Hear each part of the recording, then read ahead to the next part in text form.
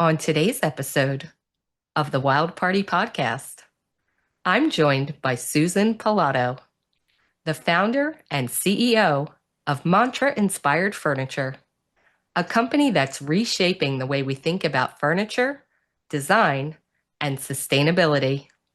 Susan's mission is to create furniture that fosters connection, inclusivity, and well-being, while staying true to ethical American manufacturing and sustainability-first practices.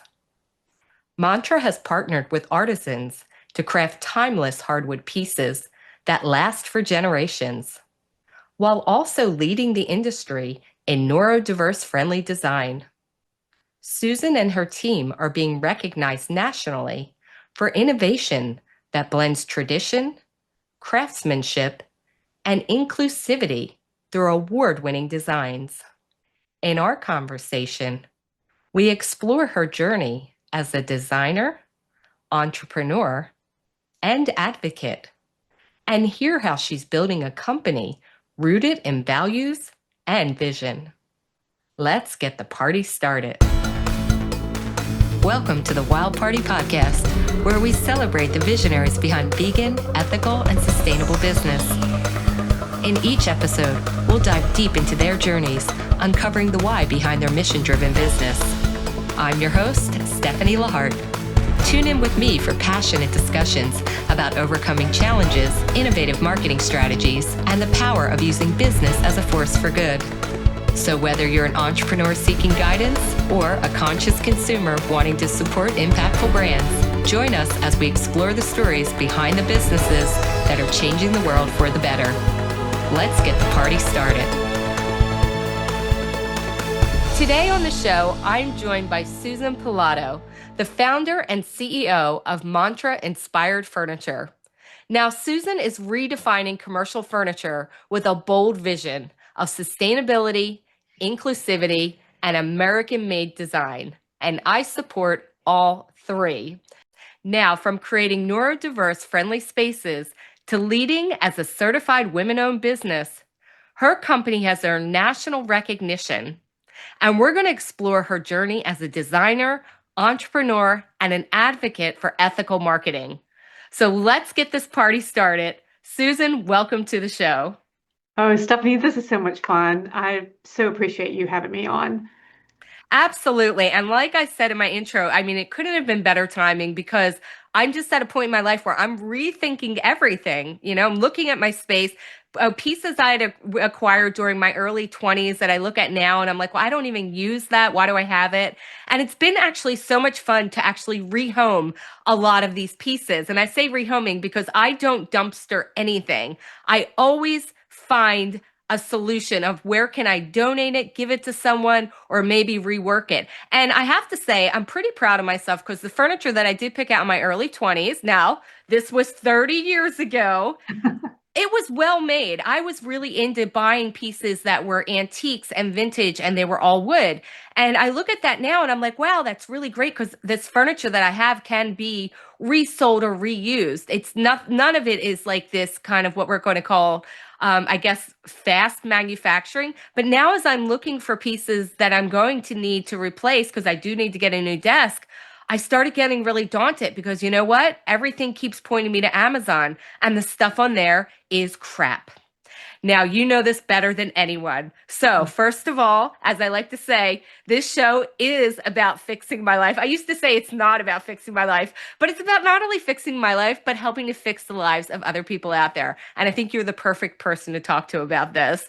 So let's get into this journey to start with, because right now in this space of furniture, there is a lot of conversations, but this started for you way back because this has been a family business for a long time. In fact, it started with your father and even before that generation. So walk us through, what was your journey as far as like getting into this space of furniture and design and let's call thoughtful living? Yeah, well, thank you for asking because actually, yes, you referred it to a family business, and I love that. It's family business and the way my father raised me to believe that I could do anything I wanted. It's not actually a family business. My business partner, who is another woman, Donna Counts. She and I started over 30 years ago, kind of when you started buying your furniture, and, as commercial interior designers. And so my father had given me this mantra. It was an old piece of paper, typewritten. I don't know where, I wish I knew where he got it from. Unfortunately, he has passed, so I can't ask him that question. But he had these 8 mantras that had brought him through his career. And he was such a principled man and such a loving man, someone who loved life. Unfortunately, my mother passed when I was 13 of breast cancer, so the two of us were kind of on our own. My brother and sister were out of the house with their families. I came kind of later in life, so I was a young 13-year-old, and he's like, "Oh my goodness, what am I going to do with you?" And I'm looking at him going, "You know nothing. You know nothing about taking care of me or the house." But turns out he did, and we were great partners, and I learned so much about him. And I had always wanted my own business. So going into commercial design, we had gotten a wonderful client named Town Bank. They're in Virginia and North Carolina, but they were not only all about quality and their culture of being, but their facilities are very much wrapped around quality. Well, part of that came with their furnishings and their design work that we ended up adopting. We became their designers, and we learned so much about solid wood furniture through them. At the time, the manufacturer's name was Harden Furniture, and they did just gorgeous work. And so until 2016, we were working with them, and they would bring us this gorgeous furniture that we kept 20 years in what I call play, meaning that we'd refinish it and it would stay in play. We didn't get rid of these desks. To this day, the company Town Bank has been around for 26 years, and they have not lost one of their solid wood desks. So we saw firsthand the importance of wood and quality and furniture and longevity. 2016, we lost Harden Furniture, unfortunately. It was a heartbreak. We were devastated. And that's when we realized that our commercial furniture manufacturing had completely gotten away from building with solid wood. We were shocked. We were shocked that Harden was the only one. We had no idea. So we've got a problem here because we've got about 50 facilities that are standardized on solid wood furniture, and it's been a great success.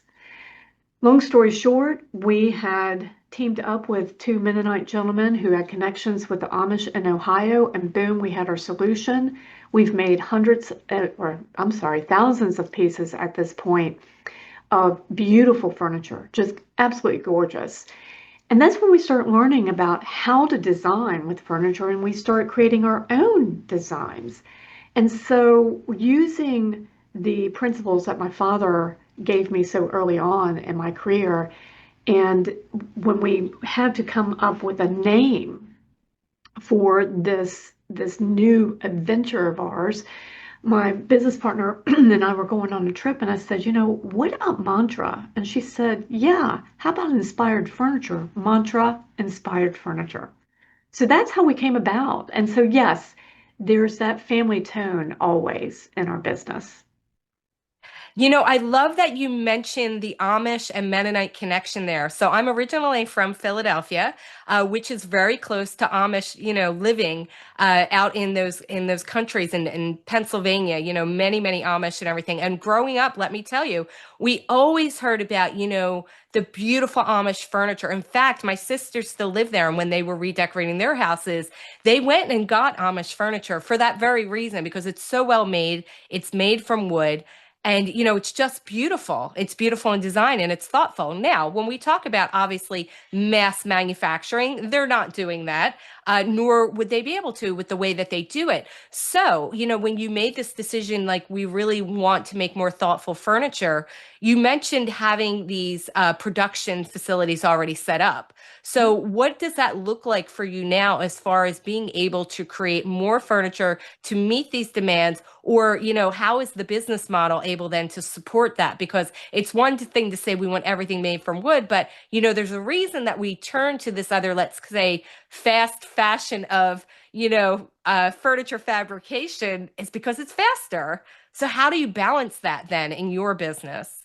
Sure. So, you know what's interesting is that now it's not necessarily so slow as far as the Amish and working with wood, because so much of the furniture that's coming from overseas, it takes time. So, in the commercial world, there is a typical 6 to 8 week lead time, and we stick pretty close to that, where we're starting to see lead times from other manufacturers get longer and longer because of a lot of the tariffs and some of the things that are happening today.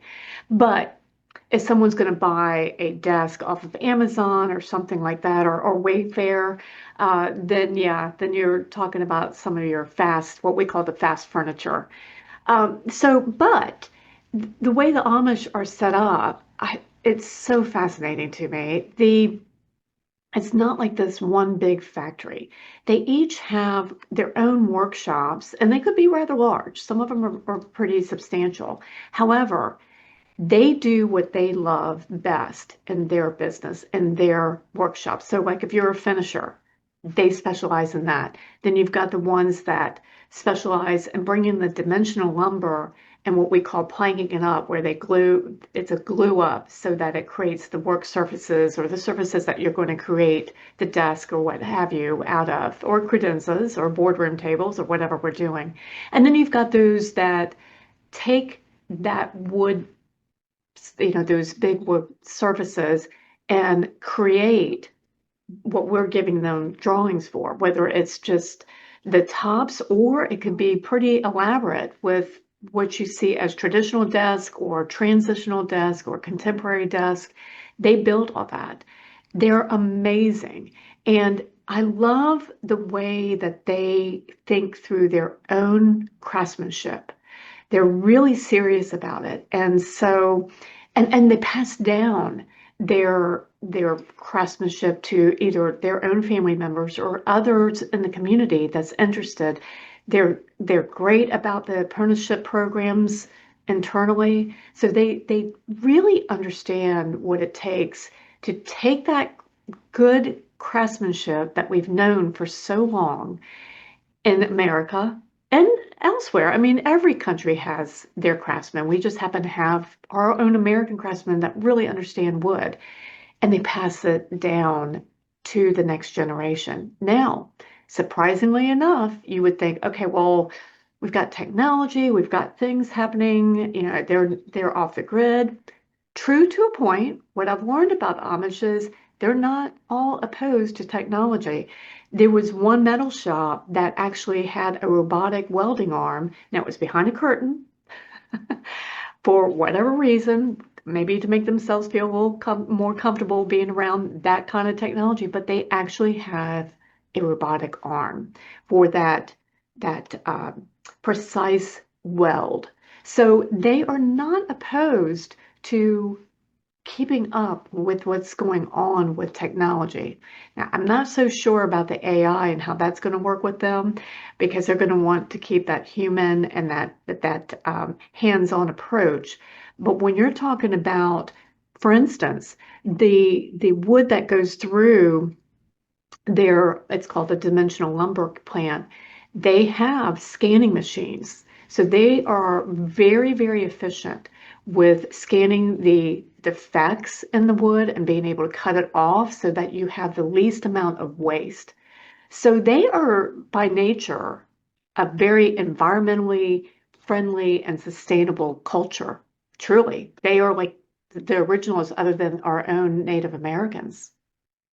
Yeah, for sure. And my experience with them has always been that they use technology in extreme moderation, that they're Yes. not totally against it, but they do have a certain way of life that they are preserving, which is wonderful and beautiful and works for them. Obviously, it's not going to work for every part of the world. It's interesting that you brought up the AI, because, we don't even know how AI is going to affect our lives. It will be interesting to see how these specific groups handle things like that, because there's no changing now that AI has kind of been open to the world, because, it is changing so much of the way we live already, and how we interact. But moving forward, who's to say? It'll be. I guess only time will tell, and we'll look back in history and be like, oh, okay, I see how that worked out. So, as far as like working with these different groups, everything now is made in the USA, correct? That is correct. And is there certain types of wood? So let's get into the sustainability aspect because I did mention to you before we got on our recording that I saw your carbon calculator on your website, and I love a calculator for anything. So I was already playing around with that. So tell me a little bit about that. I'm looking on my, if you guys are watching the YouTube video, I'm looking on my other screen here because I haven't pulled up. So you actually have the different wood species in there. And then what you do is you choose the different wood species and then you choose your surface area in square inches, which I'm going to tell you right now, I understand none of that. So you can explain that. And then it calculates your carbon storage. So tell me about how all that works and why that is important to us. Sure. So we decided to put that on our website to be very transparent because that's part of our mission is to be very transparent about our practices and how we create wood furniture. So we wanted to show that you can come to Mantra Inspired Furniture and easily find how much carbon you are storing in whether it's a top, a desk, or what have you from us or from anybody. If you buy a wood top or whatever kind of wood furniture you have, you can come to Mantra Inspired Furniture, look at the carbon calculator and see how much carbon is stored in there. And the reason that is so important is that because to your point about fast furniture that we've gotten too used to using MDF and particle board, which really at the end of the day, yeah, you can try to say, yes, it's certified that it's it has carbon in it because it's got wood chips, and you can have the argument of what kind of sustainable material it is because of being made with wood chips. But what people don't focus on is it's made with a lot of resin. It takes a lot of energy to create that. What's creating wood? Mother Nature. As simple as that. We treat her right, she treats us right. And right now, we've got a bit of an issue with our forests because we're in the US, we have 2.5 times more wood than we're taking out. Now, that sounds good, but it's not. Here's why it's not. We're not managing our forest correctly. And if we lose a sawmill in a community, not only does it devastate that rural community, but it also devastates the environment in which that rural community thrives on that industry. We don't have the stewards anymore taking care of that forest when we lose our sawmills. Why are we losing our sawmills? We're losing our sawmills because we're not using wood here in the United States. Not enough of it. We have beautiful American cherry, walnut, white oak, maple, ash, hickory. I could go on and on. It's just, and they're beautiful. Since I've gotten involved in this world of wood, I am just fascinated about what our own lands create. What I'm confused about is why it's so hard to understand the sustainable value of hardwood. We have had so many good intentions with environmentalists, and I consider myself an environmentalist. I love the environment. But there are those that will go to the extreme and say, let's not cut down any trees. You're killing the trees. They have a nervous system. They do not. They do not. But they do provide an important element in our environment. But if we don't take care of them, all right, let's just think about this for a moment. Average age of a tree is about 80 years. Its life's work has been to pull that carbon inside of itself through rain, through sunshine. So at 80 years, we do nothing and it starts to deteriorate. Where does all that carbon go?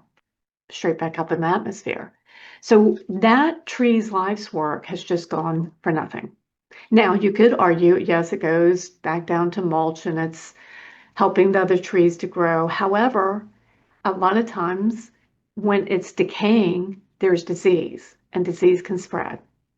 So it's so important to really understand this and to be all of us be better stewards and remember to choose wisely. When we are specifying wood as commercial interior designers, think about what we can create within that space. People feel good when they're around wood. They love to feel that hug of nature. And the best way to do that, you can do it through your floors, your ceilings, your walls, your furniture. There's lots of opportunity. But just to remember that wood is so naturally sustainable that we don't have to create all these new technologies of sustainable materials when we already have it. Now, I'm not saying don't continue to do like what they're doing with recycling plastics. For goodness sakes, let's please do that. But when you talk about virgin timber, it's very different than virgin plastic. Virgin timber is manufactured by Mother Nature. It's natural. Virgin plastic is not.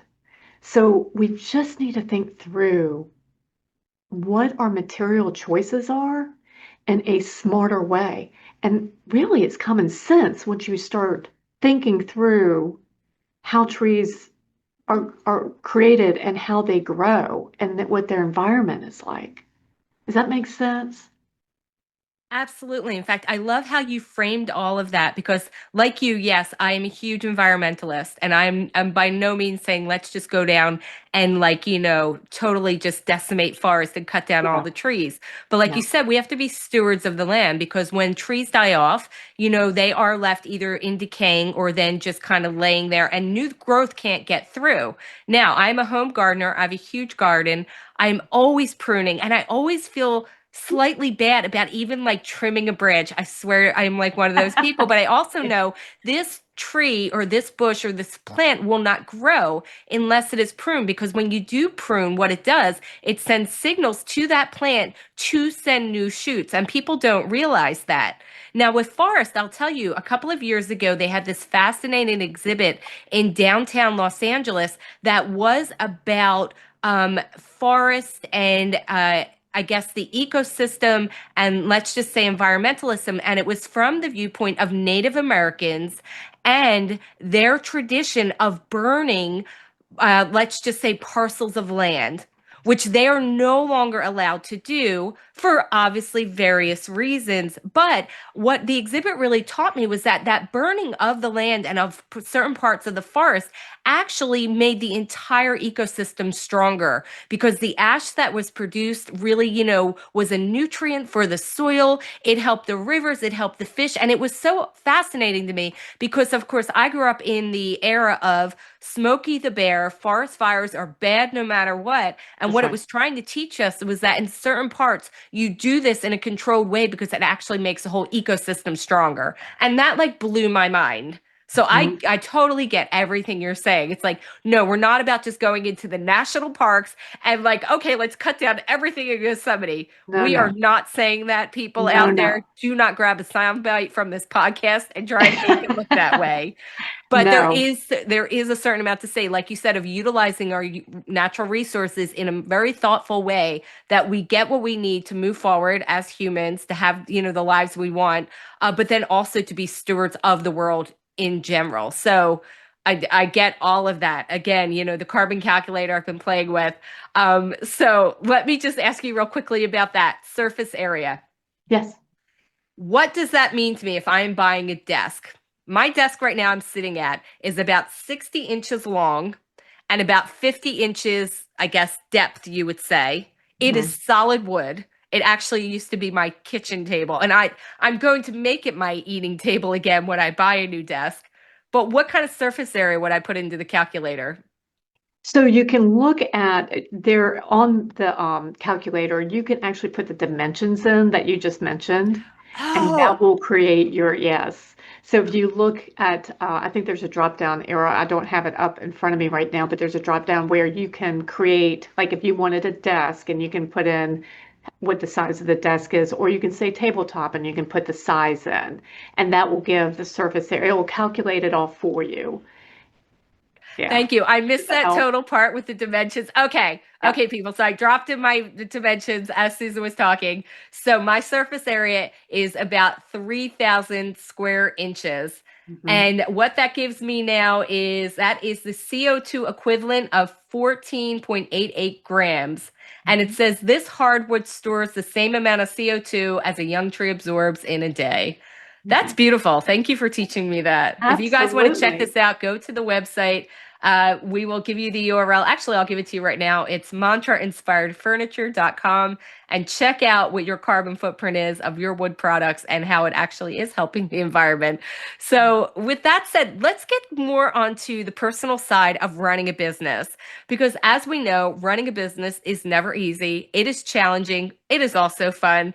It attracts a very specific type of person. So tell me what the business journey has been like for you then. You said you have this partner now, and you are really working in this sustainable model. What does it look like for you over the past four, I guess, no, you said 2016. So about, I guess, 9 years now, right? Of trying to build this business and, maybe the challenges or successes you've had, because you have won quite a bit of awards. So people are out there, they know what you're doing is right. But from the business side, what has that been looking like for you as far as like, I'm running a furniture business and I'm doing it in this different way? How does that work? Yeah. So, well, you could consider me a serial entrepreneur. Since I was just a little thing, I just knew I wanted to have my own business, and I tried different things when I was a little girl, like catching crabs and selling them, at the corner of my street because we lived near the water. And so, um, about 30 years ago, my business partner Donna and I started. We At that time there was a recession and people didn't want commercial interior designers, so we're like, okay, we're going to do something. So we made slip covers for directors' chairs, which ended up becoming, window treatments and everything. And then we ended up with a store. And then we went back to our roots in commercial design. And then we got the client that we told you about with Town. Fast forward to furniture manufacturing. Okay, that is a whole different ball game. So it's been exciting because I've been able to lean back on my entrepreneurial skills from the business that we've had for uh, 30 years, but it's very different in getting national recognition, for instance, which we haven't had to do with our other business. It's more of a regional, right? So how do you do that? So one of the things that we knew right off that we needed to bite the bullet and go to what's called NeoCon, which is in Chicago, and it's the well, one of our creative director, Matt Cheadle, and he is kind of like a partner to me. Um, he calls it the Super Bowl of our industry, and it pretty much is. It's once a year in June. And so there we go. I've always attended as a designer. I've never gone as a manufacturer or shown. Woo! We were so nervous. But after we went our first time, we did win a couple awards. And we're like, hey, they're getting what we're trying to say. And so that has helped us network. Networking is such a critical thing, just getting to know people and get out there. That's the secret sauce, really, at the end of the day, is getting out there, getting to know people, whether you join boards or whether you are just out there at shows. If you're not out there, they don't know you exist. So you have to be out there, along with marketing and PR and all that. Of course, that's important. But getting that relationship with the people that are your partners in making the furniture, we have visited them, and so we've got that relationship. It's so important, that human connection. And just as a segue to what we were talking about with AI, there's a lot of fear about AI. And I look at it as a wonderful resource. It certainly has helped me in many, many ways. But I really strongly believe that at the end of the day, we will always need that human connection. That human connection is so important in business. I can't see how we will ever completely get away from that. One, just the trust factor. just meeting someone face to face and having a conversation, it just means so much. And as you build that relationship, the money will grow. That's the thing too that I've also learned over the years is do what you love. The money will come. You have to be patient at times. A lot of times, and we're in that position too now, where you're investing a bit more than you're making, and that's okay. Believe in yourself. You'll get through it if you have a good team of people that are alongside you, and you continue to get out there and meet people like you and I are talking today. All that matters. And so that to me is out of our whole business journey, that lesson of connection with other humans and helping others. I had a call this morning from someone who is also an entrepreneur. She's an artist. She's in Canada. She had been at NeoCon and she called me and said, "Can I run some things by you?" Absolutely. You know how many times I've done that with someone else and called them and said, "Hey, can I run this by you? Can you help me work through this problem?" Always pay it forward because you will always be paid back. But don't forget to pay it forward. So those are the things that I think are so critical to success in business. I absolutely agree with everything you're saying. In fact, one of the intentions of this podcast is to bring to light and bring to awareness business owners like yourself, because it's about making sure that we're still making that human connection, like you said. And that's honestly the reason why podcasting is still a juggernaut. I mean, when it first started, people are kind of like, oh, is anybody going to listen to this? And now it's like $1 billion industry because what we found is we still want to connect with humans. We like to hear humans talk. We like to hear conversations. We like to be involved in it. In fact, I'll tell you, many years ago when I first went to Paris, this was back in the early 90s. Okay, so this was before the internet. When I first went there, I knew a little bit of French, not a ton, not as much as my high school French I thought would come back. So I felt a bit isolated. And when I got into my hotel room and I realized I think we had CNN available to us, we Mhm. had it on all day just in the background because we wanted to hear conversations that we understood the language because we felt then connected, right? And it Mhm. wasn't that the French were mean to us. Let me tell you, I want to dispel that rumor. We had a fabulous time. People were incredibly welcoming to us, but we wanted to hear a language that we understood all the time because we needed that connection. And it's the same thing you're saying with business. You have to get out there and meet people and talk to people. And AI is Absolutely. not going to replace that. And let me tell you, the business owners that I've met and I've talked to that have tried to just hide behind their keyboards, their businesses never make it. Mhm. Never make it. You Yep. cannot live on email alone. It's Mm-mm. not going to No, happen. You've no. got to pick up the phone. You've got to get to trade shows. And it's great to see you going out to places like NeoCon because you also got recognized. I mean, you won a lot of awards. You won Best of, I think I saw Best of Sustainability. Mhm. What was the other one? Best of Business Impact. Yes. And that Yep. means something, because people see that and then it makes them take notice and say, they're doing something right. Mhm. 100%. Yeah, and I want to tag on to what you were saying about podcasts. You're so right about that, the popularity of it. My son is going to college in Massachusetts, and he drove back a long drive from Virginia because we were in Virginia. And he told me, he said, "That's okay, Mom. I've got a whole list of podcasts I'm going to be listening to on the way up." And so Gen Z is taking advantage of that, as well as I hear, I'm a Gen Xer, but Gen Xers and baby boom, excuse me, baby boomers and all generations are listening to podcasts. And I think you are so right. We want to have that human connection. We want to hear that conversation. Most of the time, and I do love music, but I do listen to a lot of podcasts because I just want to keep up with what's happening, not just in my industry, but in others. And I can't tell you how often I get inspired by whether it might be a different type of employee benefit, or it may be a design for mantra, or I don't know, just all kinds of different creative thinking happens from just listening to other people. So I think podcasts are here to stay. I just love them. I think it's wonderful. And listen, long drives, I mean, podcasts were made for that. There's nothing 100%. better than I listen to some podcasts that are like 4 hours long, and it's like great. I'm like, oh my God, I get to listen to the whole show at once. This is awesome. Yes, So, yes. speaking then like of, really looking at, how we build community, I know that Mantra has done a lot for really being involved in what we call the accessibility space.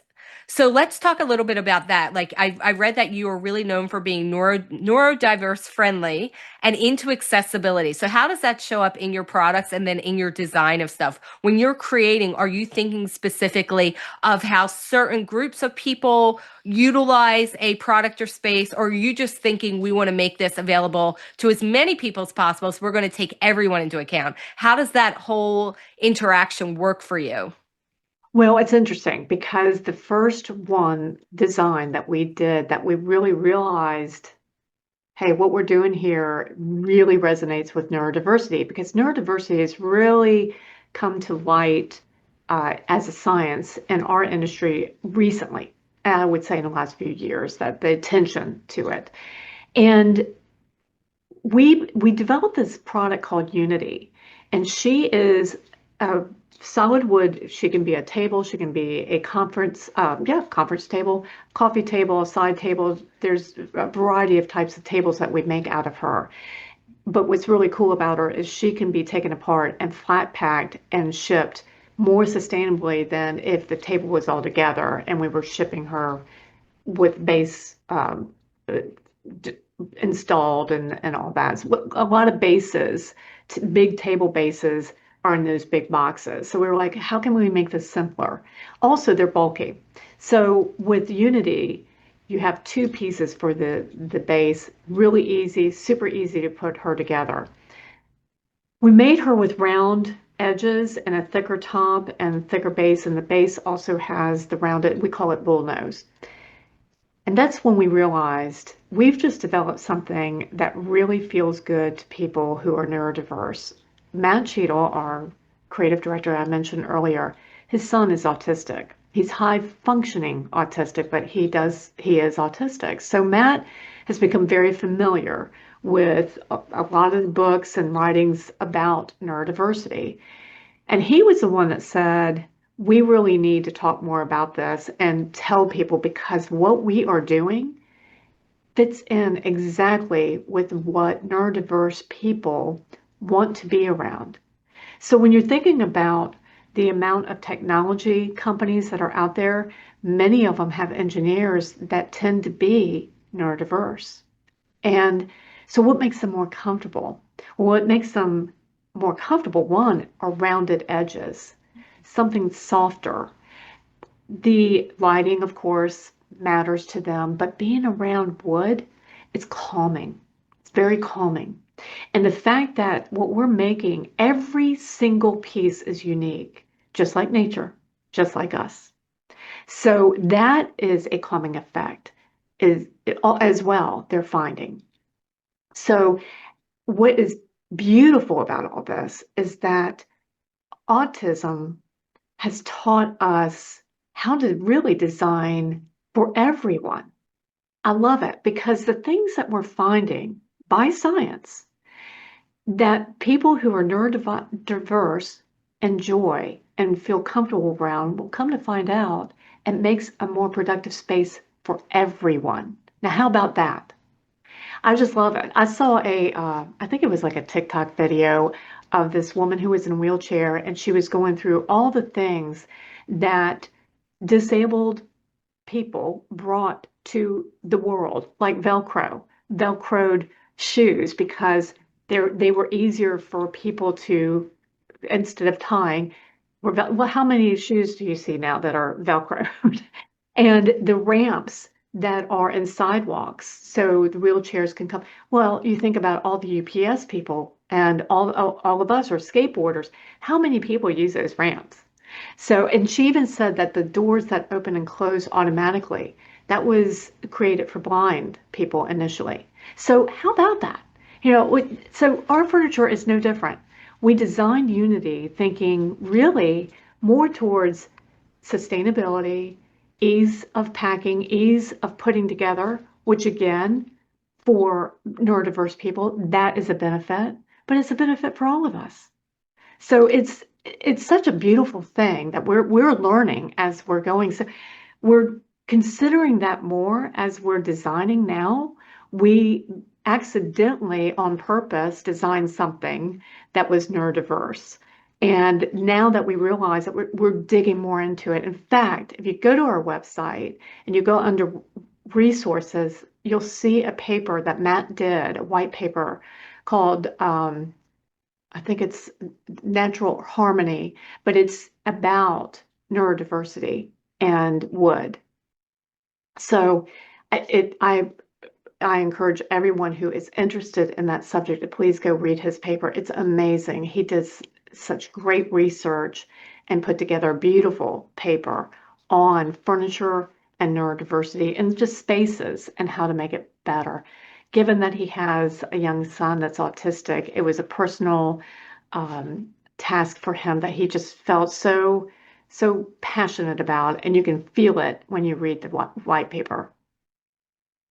Oh, that's so cool. I will definitely check that out after the show. I would be very interested in reading that.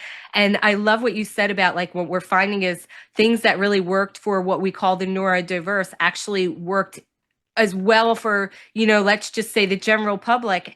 And it's like, oh, we're actually finding stuff that makes the entire working environment better for everyone.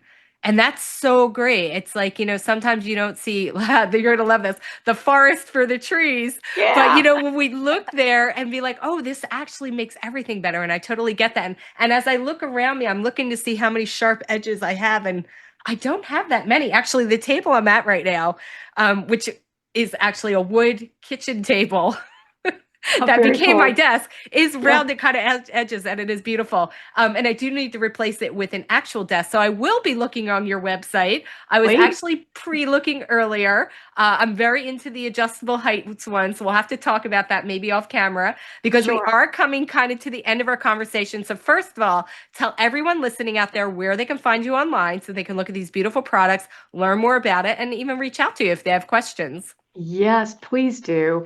Please come visit us at www.mantrainspiredfurniture.com, or you can simply put in mantraif.com. Either one will send you right to our site. And if people are interested in the products, can they buy them on your website or do they reach out to you directly? They can reach out to us reach out to us through our contact form, and then we'll get someone in your area to help you. Okay, that sounds great. Well, thank you so much, Susan, for sharing your story, sharing your knowledge. This has been totally eye-opening, and I love speaking to you about this. Again, I've always loved all natural wood. I've surrounded myself with it, and now I understand why. It's Great. actually the better choice. So I love it. Thank you so much. It's been a true honor. Thank you. thanks for listening to the Wow Party podcast. If you're an entrepreneur or professional who would like to be on this podcast, please visit boomtownmarketing.com and click on podcast. We believe that every business has the potential to change the world for good, and we want to support our community to help make the world more ethical, compassionate, and sustainable for all future generations to come. And if you're looking to build your business, no matter what level you're at now, request your free marketing consultation at boomtownmarketing.com and click Get Started.